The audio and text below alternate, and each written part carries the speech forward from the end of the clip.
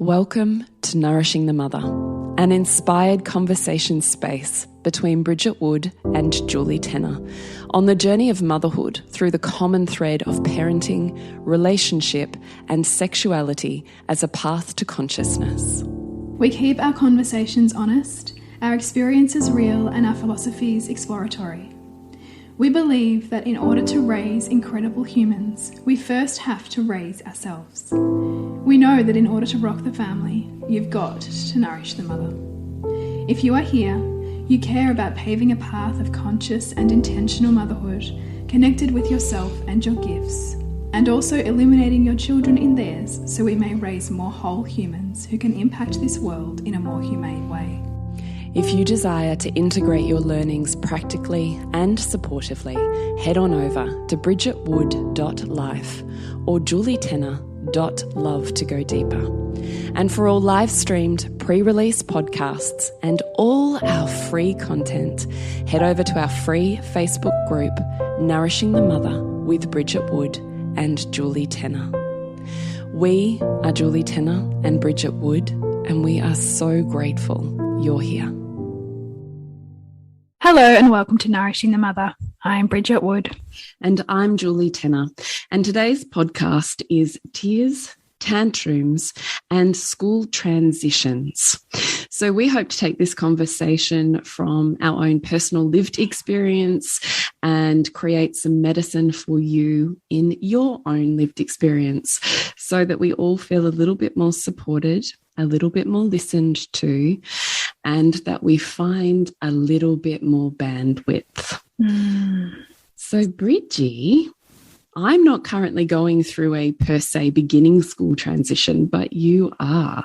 I am. So my 5-year-old is getting ready to start prep, which is the first year of primary school here in Victoria. And I was commenting to my husband, I said, have you noticed she seems to be kind of taking it all right? Like, you remember when Hugo started and he like regressed and pretended to be a baby for 3 weeks? There's really not a lot I'm seeing in Sylvie that suggests she knows what's coming. And then this morning, I made her pancakes and she threw them across the room. And I thought, good. I'm seeing it. Because I think that we've got to make room and expect that big change is going to result in behavior that kind of says, I'm struggling with this change. I'm not sure. I'm feeling uncertain. Someone, who's got a nervous system safer than mine, can I borrow you? Please come to me so I can feel safe again. And that's what my son was doing that through regressing into baby play, which is quite a classic way that children move through into new leaps, is to kind of go back and play the baby. And I knew how to work with that. But my daughter has often, her big thing has been rage and tears. So when the pancake threw across the room and splattered against the couch, I was like, okay, there's something here for her. She's now feeling like she can bring more. And I felt like this is something that we need to talk more about and then talk more about again, because largely none of us would have been raised in such a way that saw those expressions as something that we can learn to be with and support and move through in a connected way. That a lot of our parents would have judged that as wrong behavior and that's something we need to fix, or that you need to go to your room and then come back to me when, you're willing to be reasonable, that kind of thing. And anyone who's got any level of attachment, wounding, or kind of childhood trauma will likely remember what that feels like, or have some kind of echo of that in their own body. And so that's kind of where I want to take this podcast is, how do we understand these big feelings and these tantrums, and how can we shift into seeing them as something that we see as an expression of health and not something that needs to be avoided, shamed, controlled, all of the above. Yeah. Can you just describe for us a little more detail of what happened with Sylvie and the pancakes and you? Like, can you just place that scene? Yeah. So I'm making these pancakes, and this has come after a number of protests about, like, first she wanted cereal and then she didn't want the cereal because there wasn't enough, and then I offered her the idea of the pancake and it wasn't quite what she wanted, but then we kind of came to an agreement of like a little bit of honey on it. So there was already a few little some edginess from her. Like, she definitely didn't wake up in feeling imbalanced or in connection with herself. So were you already like aware at this point in time, or yes? Yeah, okay. I'm already noticing and I'm noticing it because I'm feeling in my body, because like our children set us up to feel what it feels like to be them. So that's also why parenting is so hard, because we can be drawn into like their painful feelings, their frustrated feelings, which feels hard to be around. And so I'm already noticing like the activation in my body that's going, oh, like there's part of me that's like, well, like, I've just woken up. Like, why is everyone yelling at me? Like, there was that kind of sense. But I had enough capacity this morning to observe myself doing that at the same time as observing, oh, I've got children who are struggling, because my toddler was struggling too. And so then I'm like, okay. And I made her what she wanted, and I kind of met all of the requests. How do you do that, though? In terms of making her what she wanted and meet the requests? Yeah, at the same time as you're going, I'm trying to work myself out here, and can feel myself being pulled into dysregulated feelings. Yeah. How are you doing that? Yeah. So for me, it's noticing the feelings in my body, like, and kind of observing myself and where I am responding versus reacting, and taking a breath and kind of noticing where my like brain wants to go, and pausing that. And then also coming to, like, you know, all of the perception flips or perspective flips that we learn in gentle parenting, you know, like that one, they're not giving me a hard time, they're just having a hard time.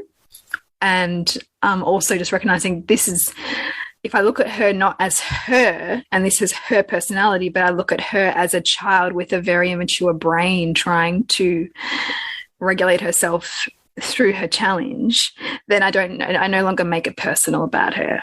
I can then go, this is a very immature brain. Like, seeing her from a brain or a neurobiological perspective helps me to meet her.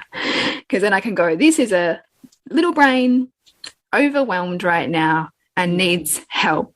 Yeah. Not judgment, like, you know, not all those other things. And I will say, like, of course, as parents, we go into like the judgment and our trigger and all of that kind of thing. But this morning it wasn't that. This morning I could be with it. Yeah. So I walk over with the plate and the knife and fork. And I think the pancake either wasn't big. First, it wasn't big enough. It was too small. And then I think she must have tried to eat it, and it didn't like flip the way she wanted it to. Like, it just wasn't, nothing was right. You know that feeling? Like, you just, nothing was working. And so she just picks it up off her fork and just flicks it over her shoulder, like onto the couch. Yeah. I'm like, okay. What did she do next? Started crying. So then I'm like going to her, and I just sat with her, left the pancake, and just, like, there's a part of me that really wanted to know what was wrong. Like, my brain was like, well, what's wrong? Like, you know, that part of you that's like, I need to know this. And then I was like, no, it doesn't matter. It actually doesn't matter what's wrong. What just matters now is me just being here with her, like me working on my regulation. Yeah.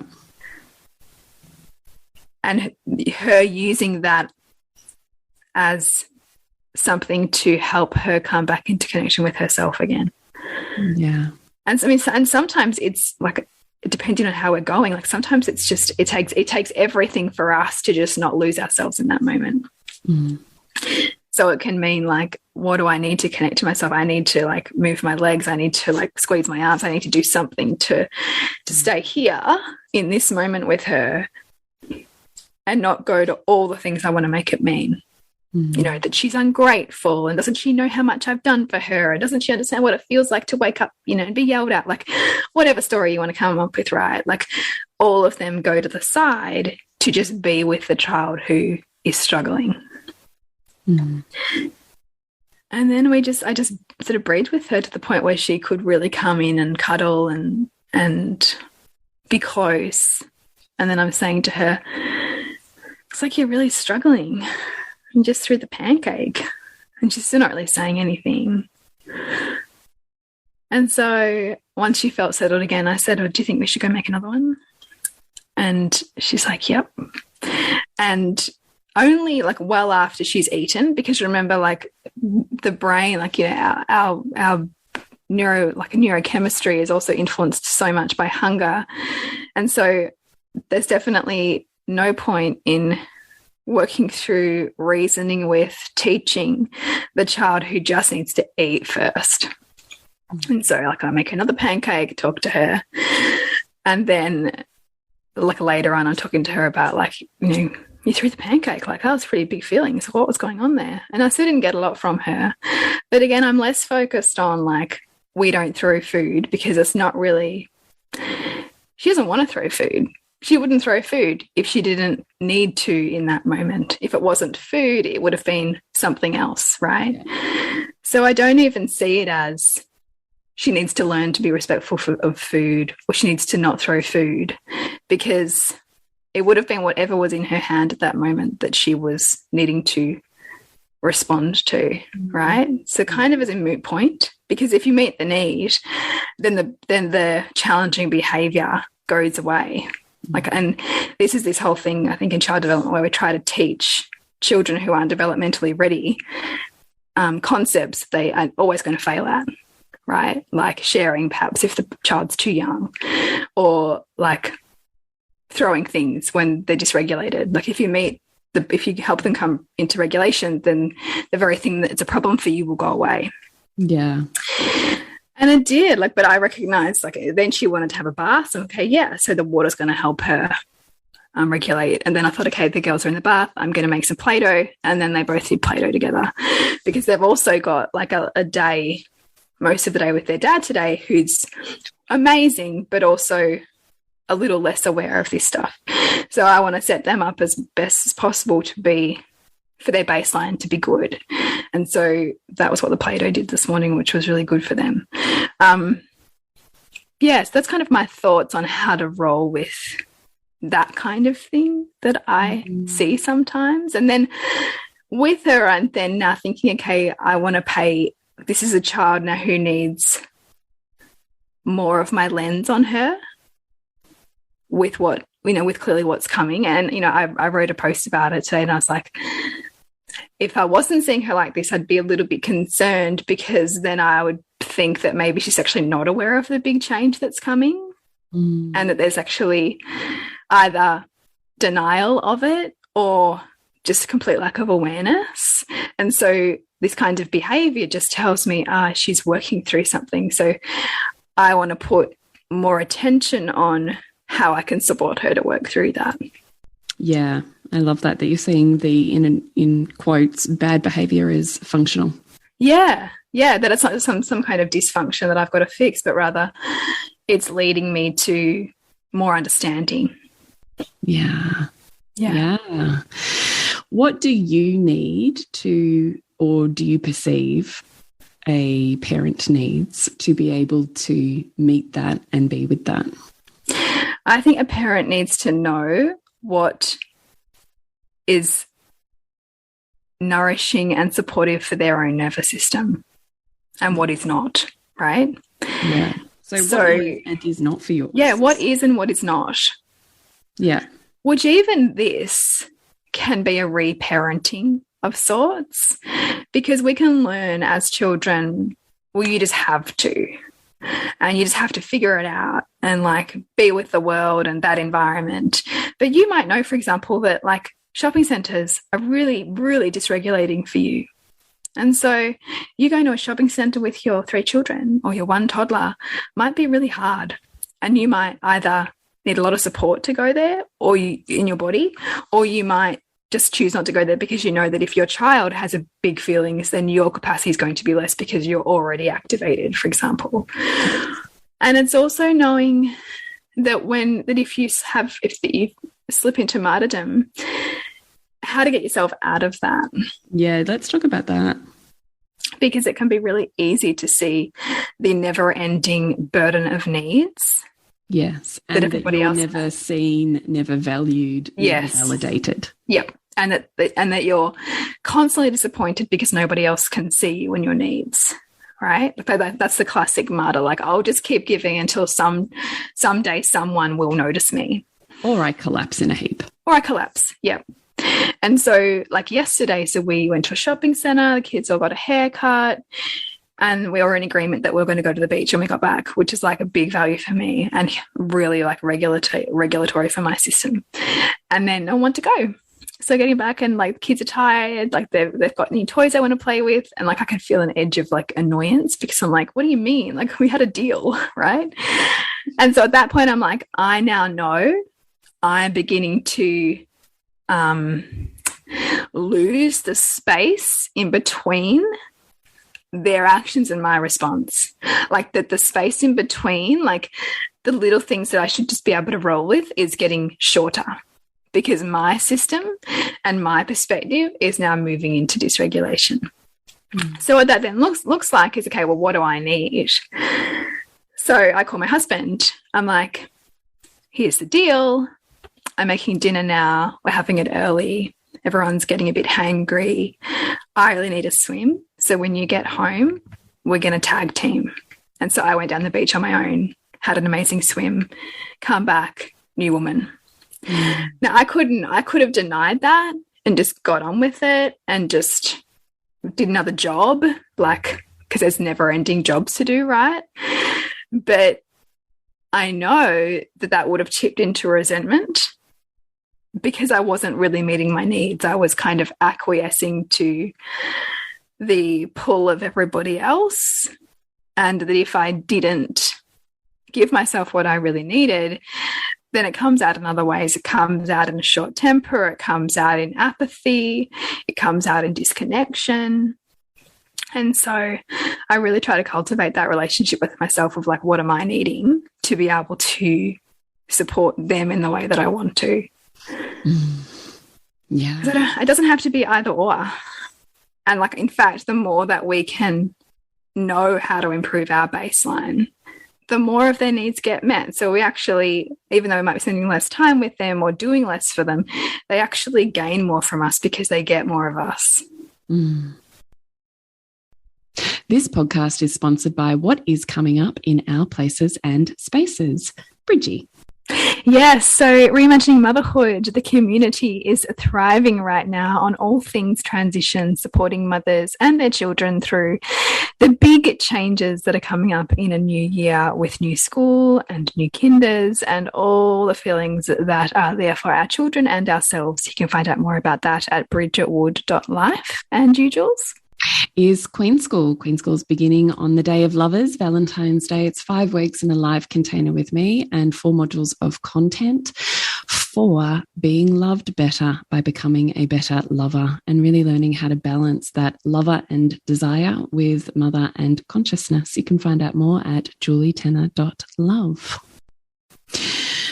What do you think about when you have feelings arising in your own body around what your child's displaying, doing, feeling?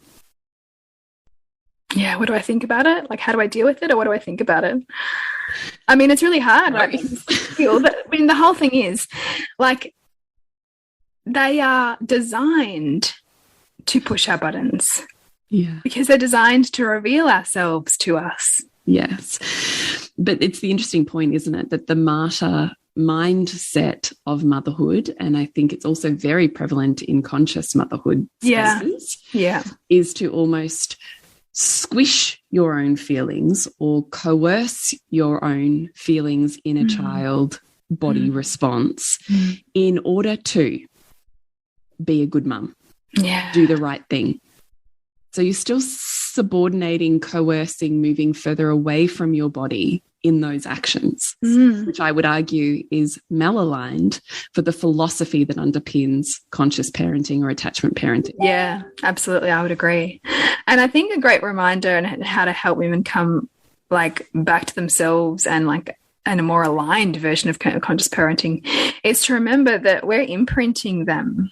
Like we're imprinting our kids. And so we can have every theory under the sun in our head that we think drives us. But if we have this body that is like erratic and like exhausted and lacking spark and just overwhelmed with the weight of it all, then that's part of what we pass on. That's part of what they feel versus the no, like, you know, the boundary, the, you know, acceptance that they might be frustrated that their dad's looking after them for a few hours, or they're going to daycare, or they're going to their in-laws so that you get what you need. I think that that is a healthier imprint because it says to the child, you can disappoint people and still be lovable. And it says to the child, your body is a communication and feedback system to you to listen to, which is like a lifelong lesson for all of us. Totally. To keep coming back to. Especially when we live in a culture that asks us to coerce ourselves to be good. Yeah, exactly. And that children, you know, by the age of 2 or 3, are already dissociating from their bodies because the culture tells them to.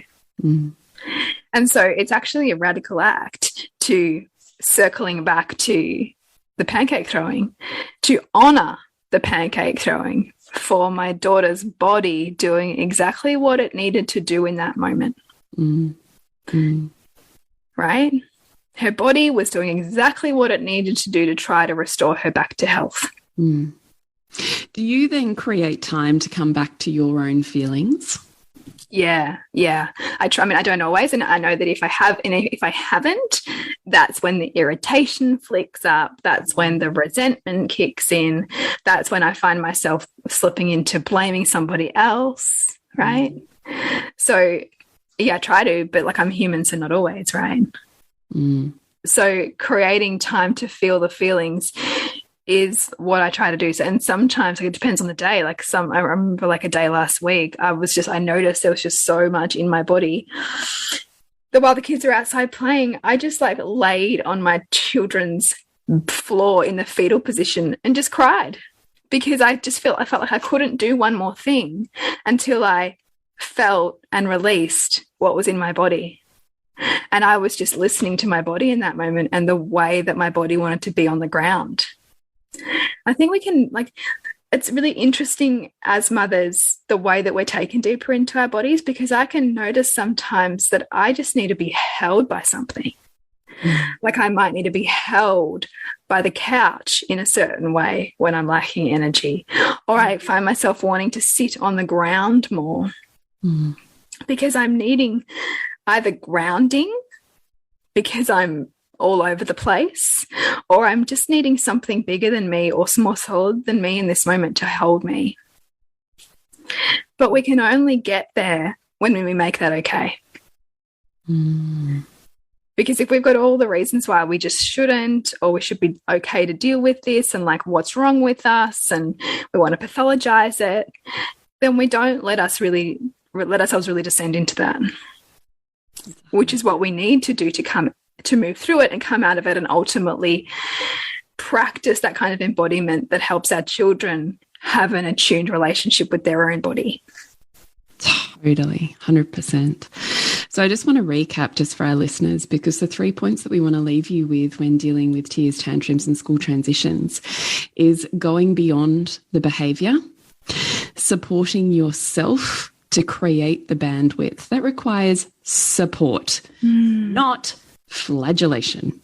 Yeah. So supporting yourself to increase your bandwidth and allowing yourself space, time, or perhaps all you need is just permission to feel your feelings too, rather than ignoring, negating your feelings in order to live up to some ideal that you have in your head that that's what makes a good mother.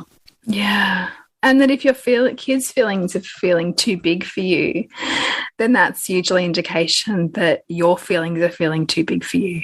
So how can you create some kind of space to hold and move through your own feelings so that you can be more of the intensity outside of you? Or perhaps the intensity outside of you will dissipate the more you listen to your own. Because, you know, we draw in what's outside of us for us to integrate. Yeah. Actually, the only thing I'm going to add into that before we wrap up today is structure. Yeah.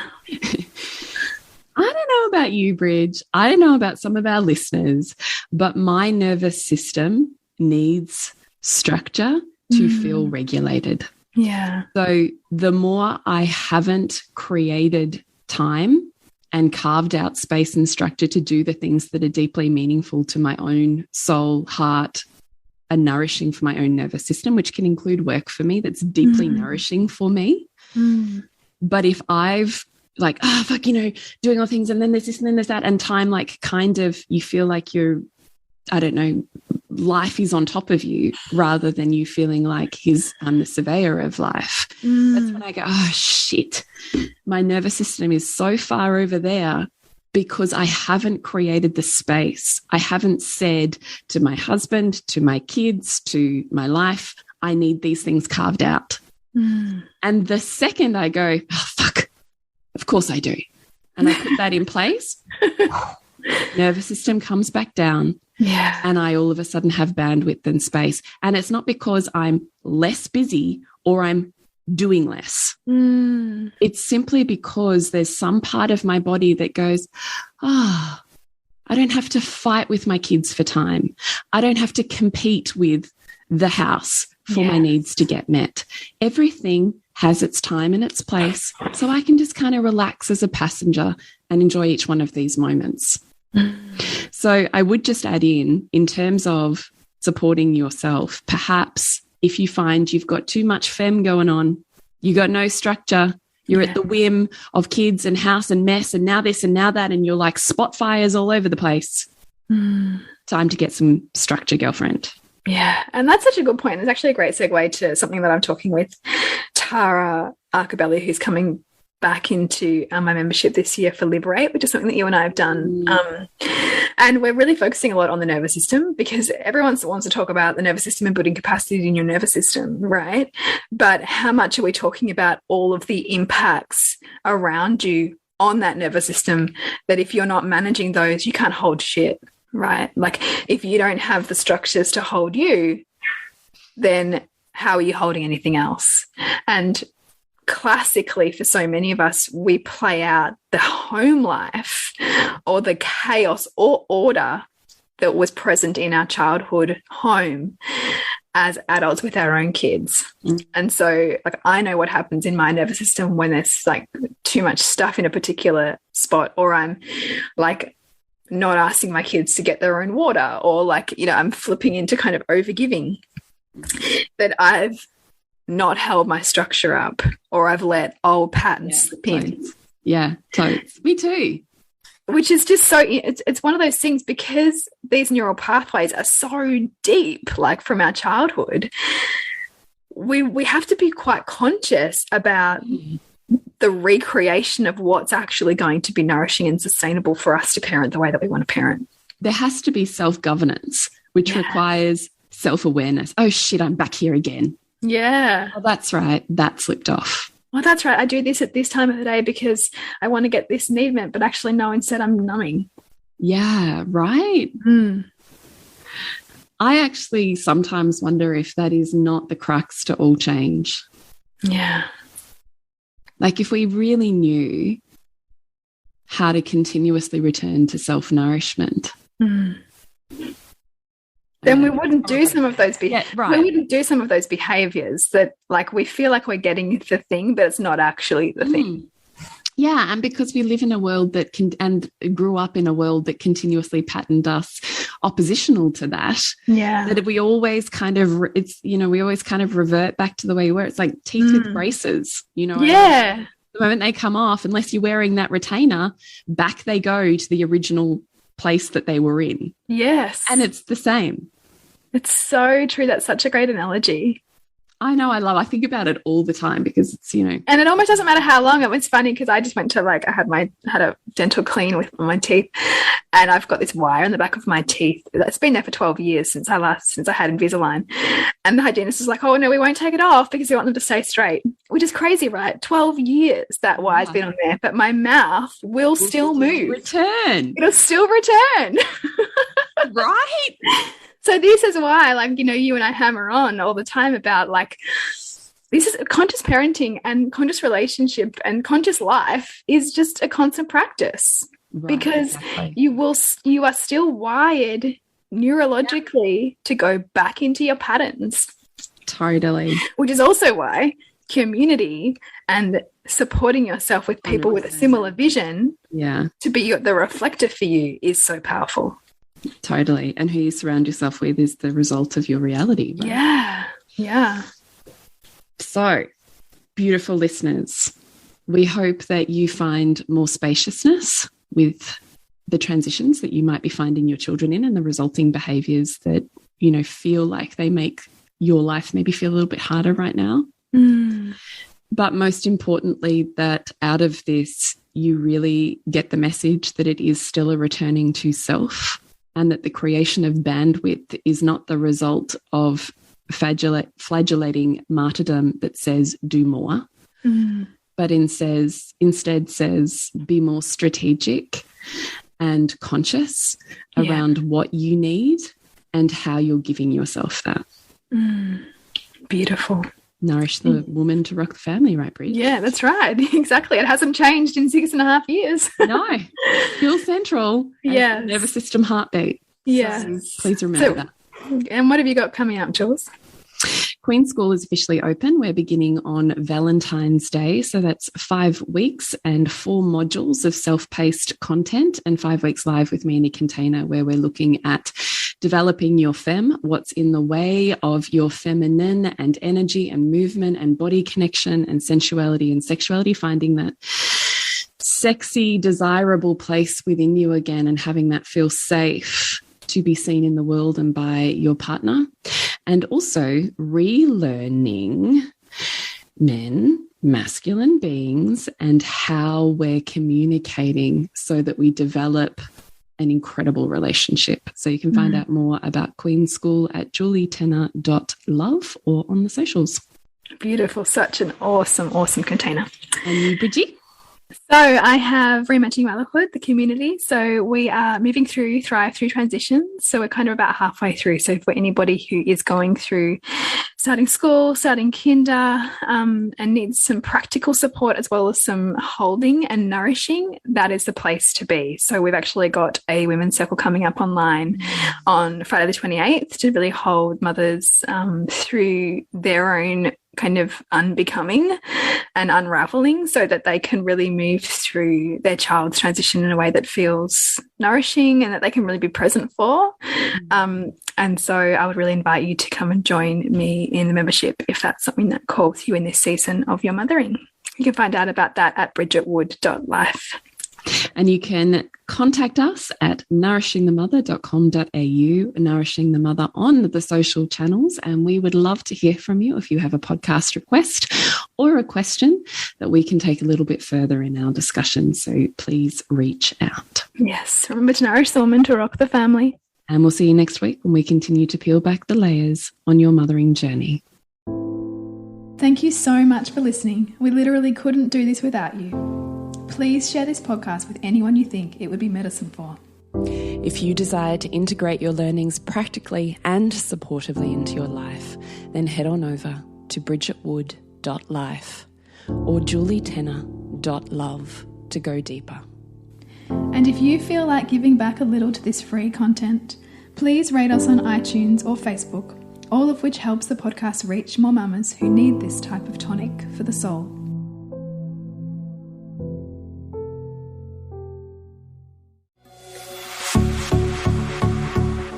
This has been a production of TheWellnessCouch.com. Check us out on Facebook and join in the conversation on Facebook.com/The Wellness Couch. Subscribe to each show on iTunes and check us out on Twitter. The Wellness Couch, streaming wellness into your lives. Whilst the Wellness Couch presenter endeavour to provide accurate and helpful information to their listeners, these podcasts cannot take into account individual circumstances and are not intended to be a substitute for health and medical advice from a qualified health professional. You should always seek the advice of a qualified health professional before acting on any of the information provided by any of the Wellness Couch podcasts.